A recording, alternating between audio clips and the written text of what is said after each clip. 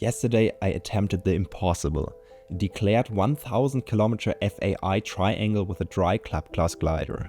The current German class record is 902.5 km, so nearly 100 km less. Essential for planning such a long flight is an accurate weather forecast, so you can position the turning points optimally within the weather. As requested in a previous video, in this video I'll go into detail about the flight planning using SkySight weather forecast. After that, I'll share some insights from the exciting flight. In recent years, SkySight has improved significantly, and I was impressed yesterday by how accurate the weather forecast was.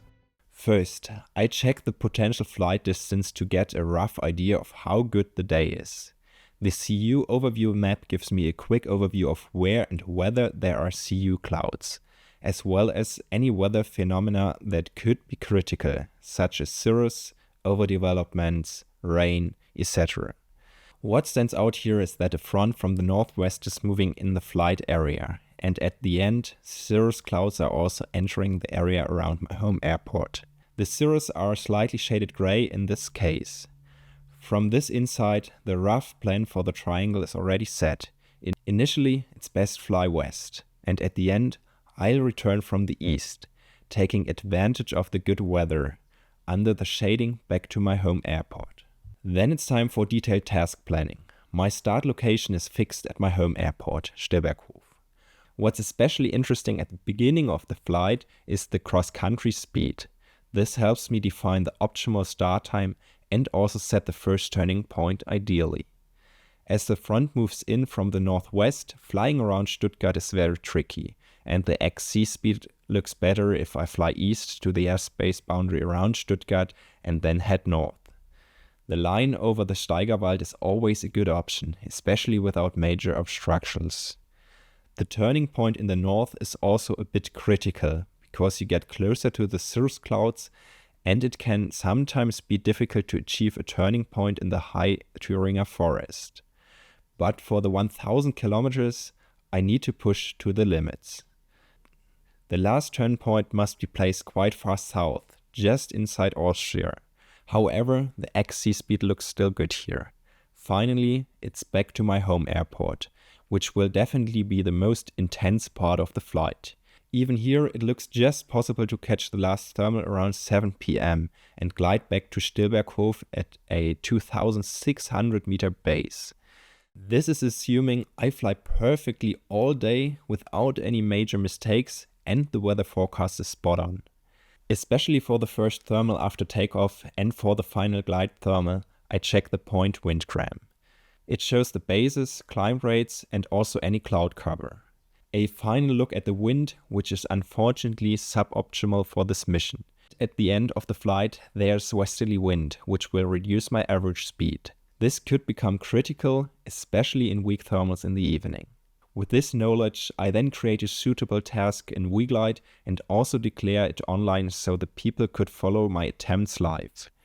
What's nice here is that you can save the task as a task file and then open it directly in XCSO. That way you have the exact task in the SteFly nav and then it's time to take to the skies.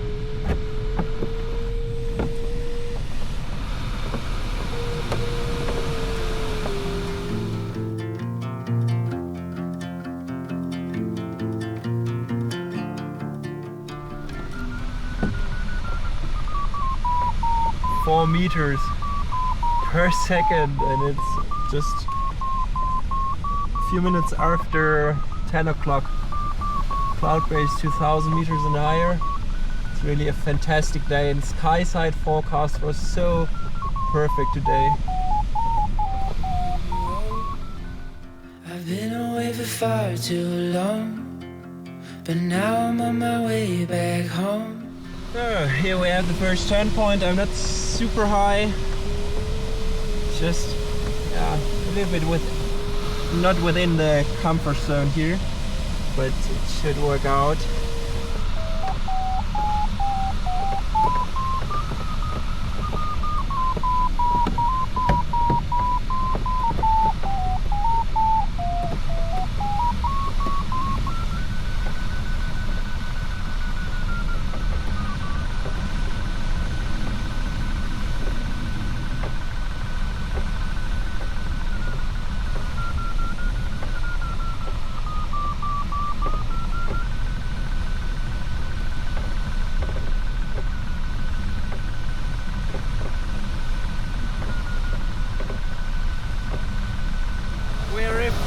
kilometers before the second turn point in the north of Suhl. Suhl is here on the right hand side, or below us, the city, and there's the airfield.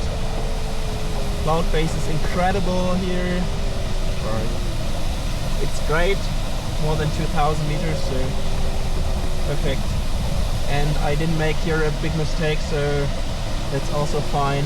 And I think the average speed should be a little bit more than 100 on the task, which is also incredible. So yeah, if I find good lines, if I accelerate a little bit now, then perhaps it is possible to fly the declared 1,000 kilometers in a dry LS3.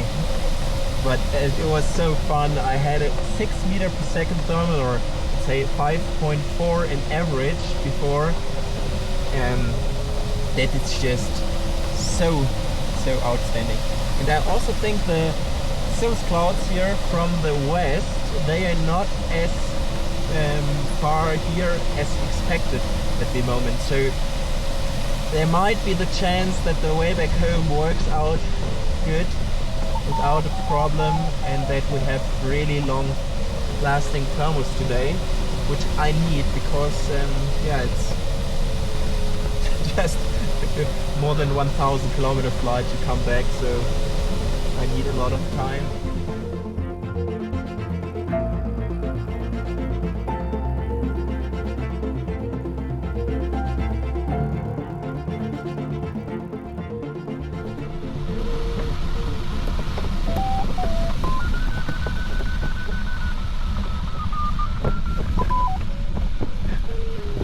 Fuck! What's going on?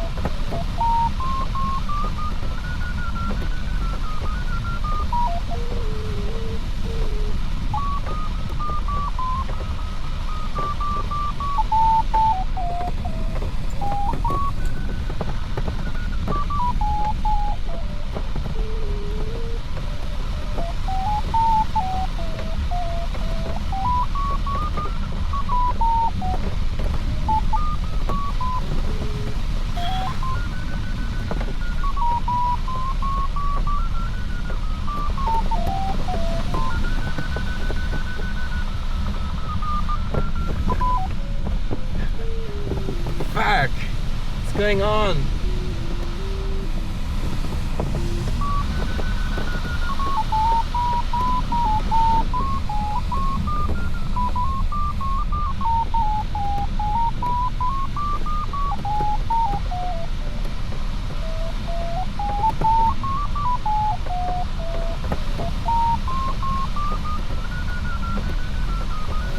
There were some spread out, so that's why it's so strange.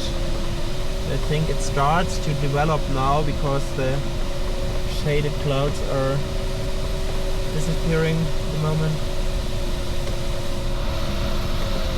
Need 45 kilometers more to the south. Doesn't look too easy. Very hard decision. I'm 7 kilometers before the turn point.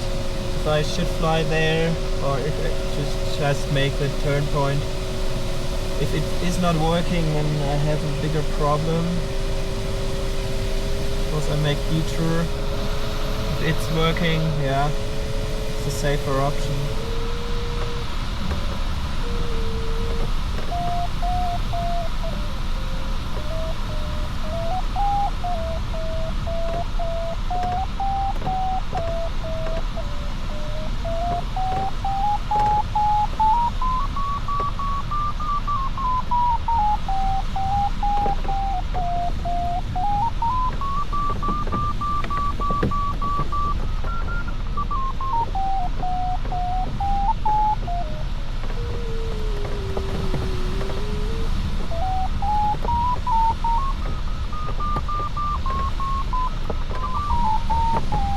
Finally some more hope got a good lift, but I made a big detour. 150 kilometers to go. Probably the last good thermal. 109 kilometers to go. The lights are off. The last hope is this small wispy which just developed, but chances are pretty low. There's an Arcus M here on the right hand side somewhere, 200 meters higher. I think they are trying to get to these clouds, and I think it's too far off.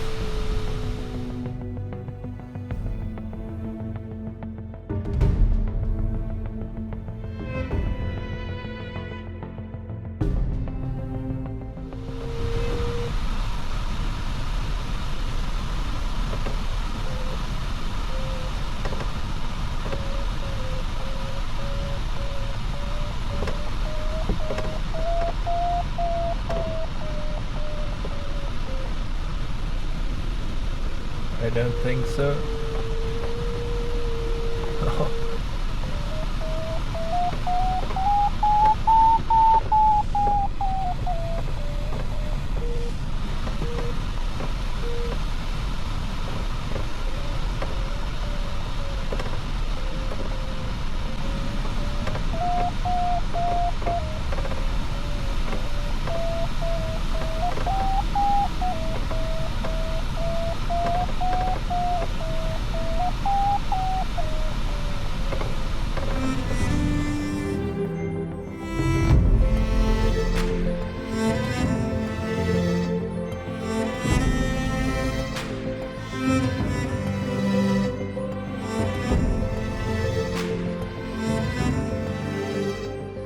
Eichstätt von der Sierra Fox. Eichstätt. Wäre es eventuell noch möglich, einen Rückschlag zum Stillberg hochzubekommen? Der Max wollte noch drauf. Ah, geil. Ja, dann werde ich gleich kommen.